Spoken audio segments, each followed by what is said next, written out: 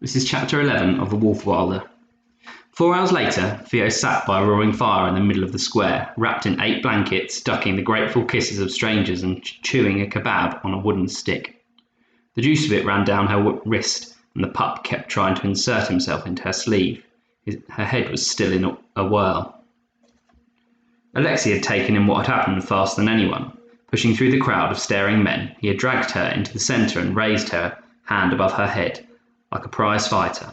"You see?" he had shouted to the men who stood staring and bewildered. "That's what courage looked like. That's why Rakov is afraid of her." She had wriggled free as soon as she could, but she was unable to avoid the stream of strangers approaching her, clapping heavy hands on her shoulders, embracing her with rough cheeks and calloused palms. The women stroking her hair and pressing hot meat in her hands. They had stayed back, though, from the wolves. In the flurry of the requisitioners' departure, a few stones had been thrown at the animals, but Theo had thrown stones at the throwers, and her aim had been better, so it had all stopped fairly quickly. "They're my friends," Theo had said. "They're no more likely to bite than I am." She did not specify exactly how likely that was. At last, unable to bear the attention, Theo took the wolves, a lantern, and a haunch of beef behind the tree tied until her head stopped spinning. The meat, at least, did not try to kiss her. But the space behind the great tree was already occupied. "Yana," said Theo. "Sorry, I was just hiding." "I know," said Yana. She edged away from the wolves. "I thought I'd get out of the way before the dancing starts." The thought of dancing was so terrible that Theo pushed it out, away from her sight. She took a bite of meat and spoke round the edges of it. "What happened with the meeting?" she asked. Yana shrugged. "Nothing. It was interrupted, wasn't it? They'll decide tomorrow. They'll decide not to fight. They always do. All they do is talk." There was rage in her voice. It was odd, coming from so soft-looking a person. "This isn't the first time Alexei's tried to make them. He's been wanting to fight since he was 13. Rakov's never been so bad as this, though. They say he's going mad. Did you know? I think he's just plain evil. Those men, they didn't hurt you, did they?" "No, they just wanted a drink. Though if the grown-ups keep going the way they are right now," she gestured at the men dancing around the fire, their boots kicking out in the snow, "there won't be any to give them when they come back." "Come back?" Yana nodded. Her face, Theo thought, was horribly matter-of-fact. "What you did was wonderful, Theo. They'll come back. You don't know what it's like here. Rakov's men, the Tsar's army, they always come back for something, or someone." The look on Yana's face made Theo's throat burn. She shook it away and turned to stare at the snow, poking at it with a stick. As she poked, the first twitchings of an idea began to flicker. "But look, see here." She pointed to the prints Black's paws had left in the snow. "Look." "They're big," said Yana. "Big enough to kill you." "Exactly. Those men, they won't come back if they see the prints, will they?" "But the next time it snows, they'll be covered," said Yana. They're lovely prints, but it's not a long-term solution, Theo. You can make them again, I think." "What?" Sergei peeked from around the tree trunk. "Are you planning to leave the Black Wolf here? That would be amazing. I'd take good care of it." "No." Theo shook her head so hard that her hair got caught up in her meat. "Black and I go together. That would be like leaving behind my fingers. And anyway," she added, as Sergei pouted, "he wouldn't stay for long if I left. I can't make him do anything." "So you can't help us?" "Maybe I can. I've got an idea. We'll need wood, thick wood, and knives. Can you get those? And some people to help. And Black as the model." The whittling took less time than Theo had expected. Ilya was meticulously careful. Yana was unexpectedly fast with her hands. They hacked the wood into squares with an axe, and then chipped away with kitchen knives until paw shapes began to emerge, very slowly, from the grain. Every now and then, Sergei would yelp, and the snow around him would be flecked with red, but he tried to bite Yana when she suggested he give up on his, so they left him to it. When they had 4 lumps of wood carved roughly into something like the shape of wolf paws, Theo took them into her lap and rubbed the edges with the rough sacking of her bag. "To blunt the edges," she explained, "wolves are smooth." Sergei watched with his tongue poked out in concentration. "There. Now we need string. Do you have any?" "String's valuable round here," said Yana, "but I'll try." She returned in 10 minutes, her expression guilty. "I borrowed it from Papa's spare boots." Thank you. Now, look. Theo looped the string around her feet, then lashed the wolf paws to the soles of her boots so the print faced downwards. She took the other two in her hands.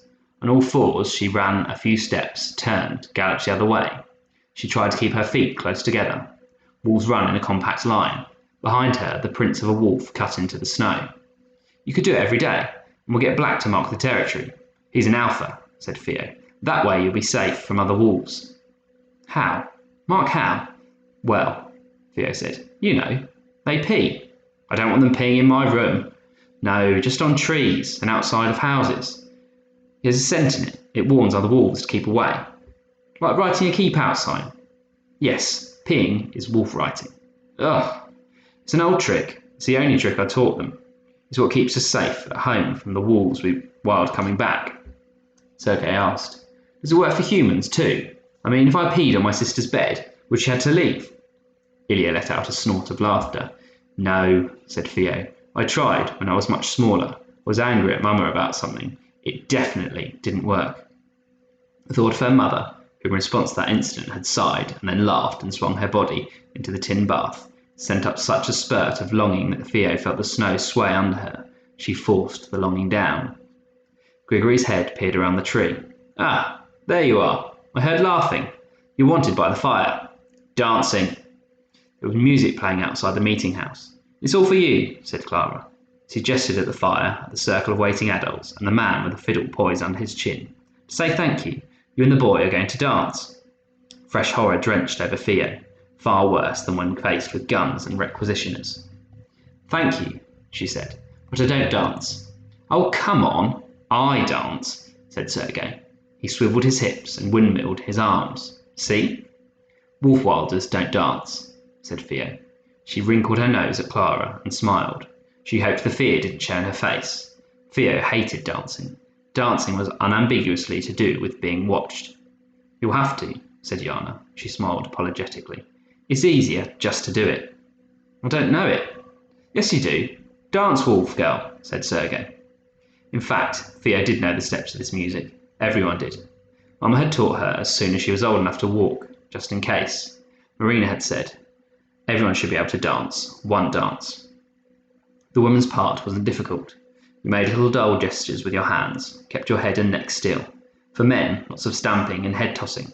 If you had a skirt, you swished it. Theo sighed and stuck out her elbows and swished her cloak. Yana clapped politely. The adults murmured contentedly. Ilya stepped forward and bowed. He was grinning nervously, but there was a spark in his eyes. Can we try to do it as quickly as possible? Said Theo. The heat in her face had nothing at all to do with the fire. I'm not very good at dancing. Dance! Cried someone in the crowd. Theo suspected it was Alexei. She glared. The music rose, quickened, peaked. Ilya leapt upwards. Boys do not have skirts to swish, but as Ilya jumped and spun, scissoring his heels in the air, snow flew up around them, and the air itself seemed to swish for him. He leapt again, higher, and as the wolves paced into the circle to investigate, Ilya crouched and split-leapt high over White's back. Theo let out a gulping laugh of surprise. White snuffed primly. There was a laughter from the adults, but Ilya's face was shining with a white, bright seriousness. Theo stepped through her part, keeping her head down, 2 skips, twist the wrists. Ilya was ignoring the steps, found a spot of ice and began to pirouette, one leg straight up from his waist and snow flying from the sole of his shoe. Clara started counting his turns, but at 11 she got confused and cheered instead. The crowd around them was growing. Ilya jumped like a cat and landed in front of Theo, and crouched, kicking his legs out like a Cossack. He didn't dance like a soldier, or like a sharp-wristed child who could not light a fire. He danced, Theo thought, like a lost boy found, like a victory parade. Theo danced herself to a stop. Nobody, she thought, was watching her, though she knelt down by the wolves, one arm around Black's shoulders, staring. Even the wolves seemed more than usually fascinated. The snow had begun to fall again, and the villagers widened their circle to give Ilya space as he threw himself backwards, hands landing wrist-deep in the snow, and flipped upright to land on the tips of his toes. He did not wobble. Top of his head had gathered a snowcap. The fiddle player quickened his pace, and Ilya flew in a circle of leaps and spins, snow and sweat flying off his face. Theo hugged Black tighter and scrunched up her face so nobody would see the pride in her eyes. She whistled through her fingers. He came to a stop as the music softened, let his arms fall to his sides. There was silence. Ilya's shoulders fell a little and his ears began to glow pink. He looked down at his shoes. The roar of applause hit them like a solid wave. It was architectural. Ilya let out a choking, strangled snort of happiness. "I did tell you," he said to Theo, "that I never wanted to be a soldier." Theo tried many times in the next hours to get Ilya away by himself, so they could be gone. Alexei had stuffed their packs full of cheese, dried sausage and nuts, but every time they crept away from him, he seized her and towed her to meet another bearded man or cloaked woman. "The wolf girl, look at her," he kept saying. He grinned at her. "Look, see, this is the one who attacked Rakov with a ski. You have cheese older than her, Grigory. You're willing to let her be braver than you." So it was pitch black by the time Theo found Ilya by himself, and the panic in her chest was rising. "We need to sleep, Theo," he said.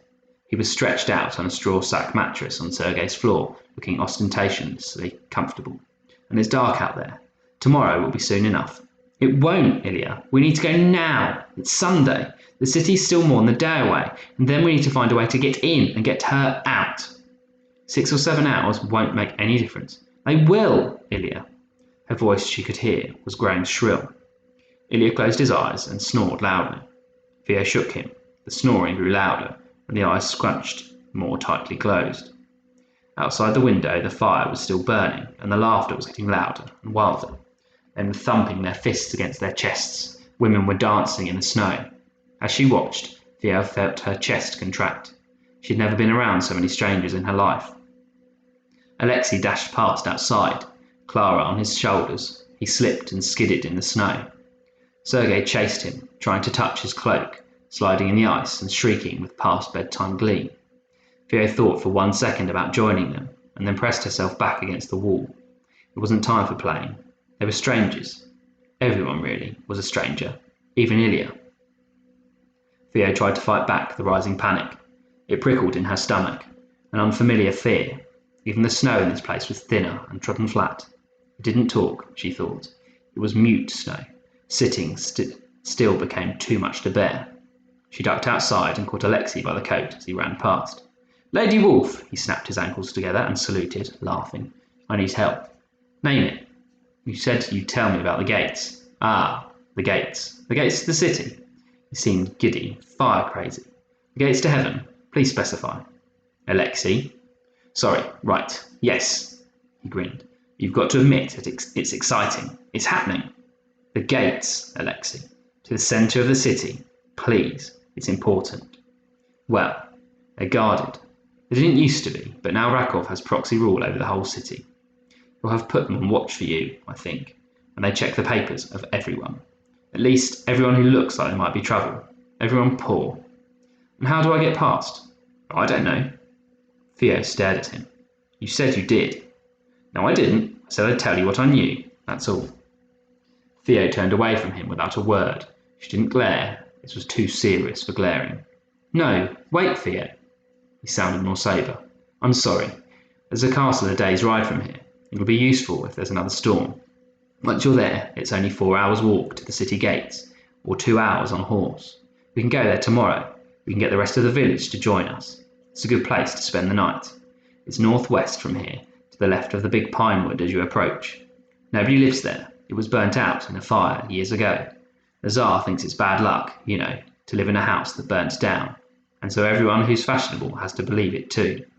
Ironic when you think how much his army enjoys setting fire to things." Clara came running. He scooped her up. "Come and find some shashlik," he said to Theo, but he didn't wait for an answer, leaping off into the dark with the little girl squealing in his arms. Theo looked around, her mouth growing dry. Many of the adults had started to sing, to dance erratically. One of them accidentally put a cigar out on the chin of another. "I should never have agreed to come," she thought.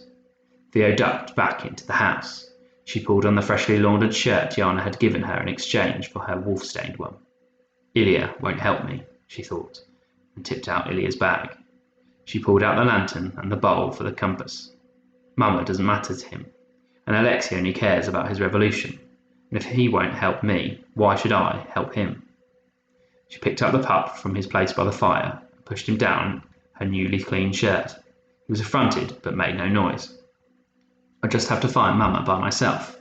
I work better alone anyway. I know about alone." The wolves were standing guard outside, and they too made no sound as Theo led them, crouched low, out behind the buildings, away from the great oak tree and northwards into the night.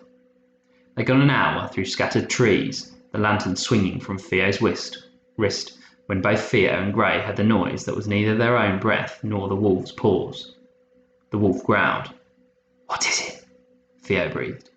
But it wasn't hard to identify. It was the sound of a horse neighing, and then, just audible, the coughing of a human. Theo held the lantern high, but there were only trees. She spat on her fingers and pinched out the lantern's wick. "It's probably just a traveller," she whispered to Black. Or, as a sudden warm thought came to her, Ilias followed after all, but she dared not call out. White, next to her, stiffened. She had smelt him. "Hush, Lapushka," whispered Theo. She knelt in the snow to stroke White's head to quieten her. "We're alone. We're not here to fight. No howling.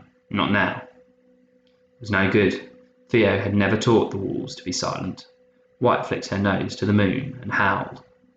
There was an exclamation from the left. Snow-covered branches moved. Theo's whole body blanched with fear. She stared around. The thicker trees were 100 meters away.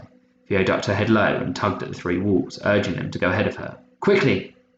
The going was harder as the canopy closed over them and the moonlight grew dimmer. There were fallen trees and bushes with snaking roots. Black, by far the largest, slowed them.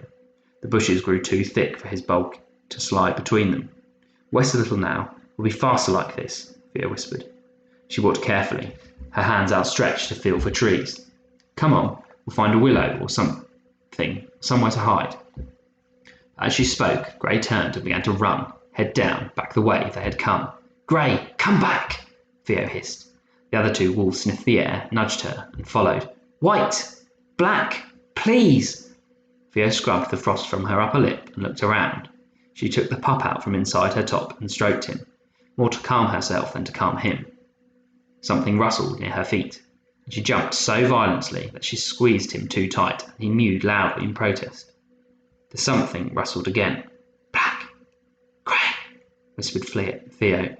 She looked over her shoulder. The shadows moved. "White!" She could smell. She could neither smell nor hear anything, but her skin was prickling with fear. Something nearby was breathing. Human or wolf. Theo unsheathed her knife and ran to stand with her back against a tree. A young soldier came bursting out of the undergrowth, a lantern swinging from one hand, a gun in the other. Theo had time only to let out the first half of a scream before he grabbed her and smacked a hand over her mouth. The trees parted, and out of them rode Rakov, his horse led by another soldier on foot. "Halt!" Rakov called into the night.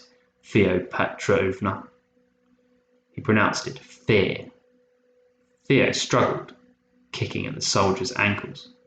"My head requisitioner reported having seen you. It seemed profoundly improbable that you would be so stupid, but apparently not."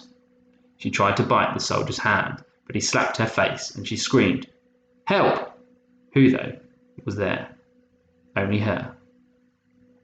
She stamped hard on the soldier's instep, pulled one hand free and threw her knife into the darkness. It grazed past the foot soldier's shoulder and he swore, both hands on his gun, trying to cock it. In the darkness, Rakov sat, unmoving, on his horse. The lamplight shone directly on his smile. Grey came flying out of the wood. Theo had never seen anything run so fast. The young soldier aimed his gun at her head, but the wolf was on him. She rose on her hind legs and tore at his arm. He shrieked and ran, and Rakov's horse reared, its hooves drumming at the air. Theo screamed and kicked out at the soldier holding her. As she did, Grey leapt at his shoulder and tore his skin. The man screeched like a drunkard and turned, bleeding, clawing at the wolf with his nails. His face was lit up with rage and pain. It was like being protected by a myth, by legend and spit. Theo's legs loosened. She ran stumbling through the dark, heading for the pine trees with low branches, the pup in her arms, looking over her shoulder as she ploughed through the snow. She reached the nearest tree and scrambled against the trunk for a foothold, trying to close her ears to the hideous screaming and growling coming from below. Theo hauled herself into the lowest branches and turned to see the second soldier run, stumbling into the woods. There were pine needles in her face. Her heart was beating so hard it shook her cloak. The shot ran out. "No!" Theo screamed, but it came out as a wordless roar. It was a growl of pure animal fury, and Black rocketed out of the shadows, followed by White, making straight for Rakov's feet. His horse let out a shriek, and Theo twisted in the tree to see him jerk sideways, away from the wolf, his gun dropping into the snow. The horse kicked and turned to gallop through the trees, tearing through the branches and whinnying in terror. The rider pressed flat against his back. She had expected White and Black to chase him, to kill him, but they stood, their noses touching Grey's fur. For one terrible moment, Theo thought they were biting her. Then she saw they were licking a wound in Grey's side, and she let out a cry, higher and louder than the last. Snow fell from the tree into her face and mouth. The wolf was not moving. "No!" Theo dropped down to the ground, landed in shin-deep snow. "I'm coming!" She ran, tripping on roots under the snow, towards her trio of wolves, and stumbled to a halt, digging her fists into her eyes. Her mother's favourite wolf lay on her side, her body on top of the pistol. There was blood in her breath. "Where are you hurt?" Theo crouched, laid a hand on Grey's muzzle. The blood was spreading through the snow, still running from the wolf's stomach. Theo whispered, "No, no, no, no, no." The wolf's eyes opened, rested on the girl's face, closed again. "I'm so sorry. What have I done?" Theo thought of Ilya sleeping by the fire, of Alexei's axe, of the safety of the vast bonfire. The pup nuzzled at Theo's hands. Theo brushed him away. I'll make you a bandage, like we did for White. It'll make it better." Theo fumbled for the hem of her cloak, to tear off a strip of cloth. "Think of Mama, yes? Think of how happy she'll be to see you when we find her." Tears were casting the moonlit night into a blur. Theo's chest heaved and she struggled to rip the material. Please stay with me," she whispered. Don't go." The wolf's breath was more audible now. It sounded thick and wet. "I think," a gasp, and she controlled her voice, "I think this will help." Theo tried to wrap the bandage around the wolf's wound, but it was so dark and so cold. She had never known snow so cold. Grey shied away from the bandage and shivered. Theo had never seen a wolf shiver. She untied her cloak from under her neck and draped it over Grey's flanks. The wolf gave a growl of pain. It was like watching a forest burn, like watching an army fall. Theo lay down beside the she-wolf, slipping in the ice and snow. Grey's side barely moved as she drew slow breaths, but she moved her muzzle to rest against Theo's chin.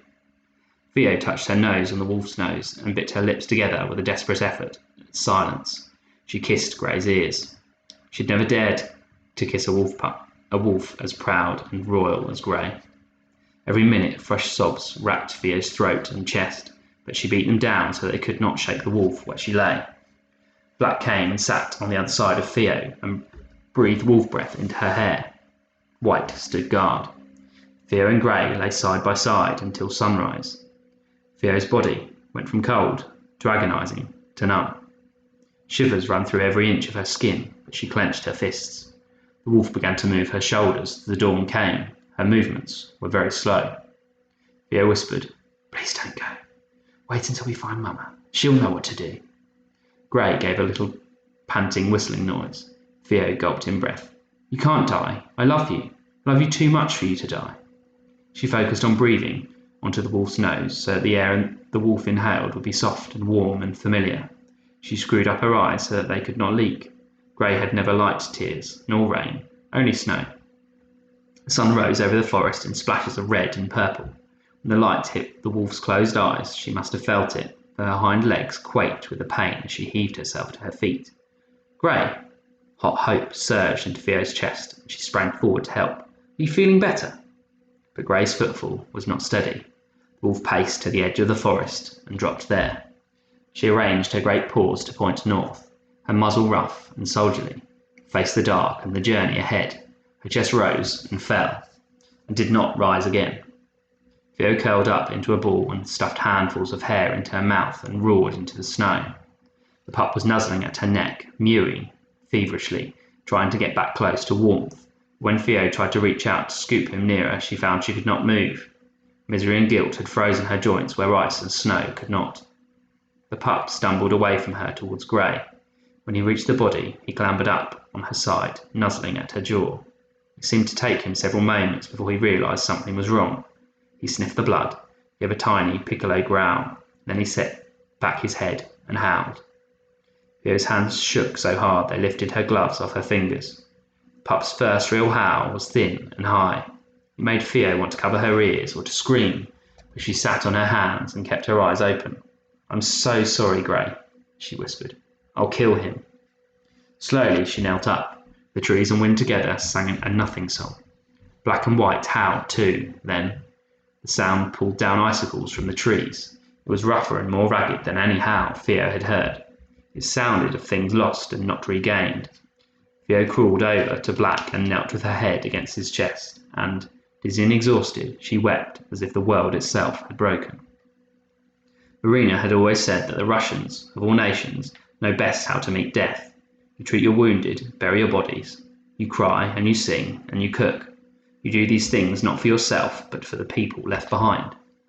In this case, for 2 grown wolves and a wolf pup with a runny nose and a shiver, there was nothing to cook, but Theo shared out some of the dried elk in her pack. She ate some snow. She wiped her face. Then Theo began to dig using her gloved hands. Digging through the snow was not difficult, but every inch of her body ached, and her arms were slow and unfamiliar. The thought of what her mother would say when she knew was terrible. It sat blackly in her insides. Soon Theo's glove met earth frozen solid and harder than rock. She sat back and wiped sweat and snow and dirt across her face. White seemed suddenly to understand what she was doing. Wolf edged Theo aside with her bloody muzzle and set her claws into the earth. Black joined her. At first each went straight down, 2 separate holes in a row, and Theo couldn't think of a way of showing them what she wanted. Cautiously, she did not know what sort of blood thoughts they might be having. She nudged Black and thumped her glove at the untouched earth between their holes, collapsing it. Theo paused and warmed the snow in her mouth for the pup to eat. She felt very old and tired, more than she had felt in her life before. She had never been more ready to kill. She scratched Grey's name into a tree, and, below it, Rakov's. Below that, just in case he returned. Just in case, she scratched, "We are coming." Grey was far heavier in death than Theo expected, and she staggered sideways, but it would have been wrong to drag her. At the last moment her arms gave out, and she half lowered, half dropped her into the grave, then pushed the earth back. The wolves let her. Theo stamped on the earth and kicked snow on top, ignoring the numbness in her feet. The snow was mixed with mud, and it was obvious someone had been there. But when she felt sure the smell of blood had gone and no stray foxes would come and find Grey, she sat down on top of the grave, stroking the disordered fur of the pup, and rocked backwards and forwards with her chin on her knees. The pup's tired keening kept time. As she rocked, Theo sang, a lullaby mothers sang to newborns. Black and White lay around her in a ring, tail to nose, and still as stones. Their eyes were open. Surrounded by their warmth, Theo's last waking thought was one of small victories. There will always be things that money cannot buy, things that you have to earn. It seemed right that Grey, the bravest creature Theo had known, should have her grave marked with something beyond the reach even of the Tsar, a wreath of wolves.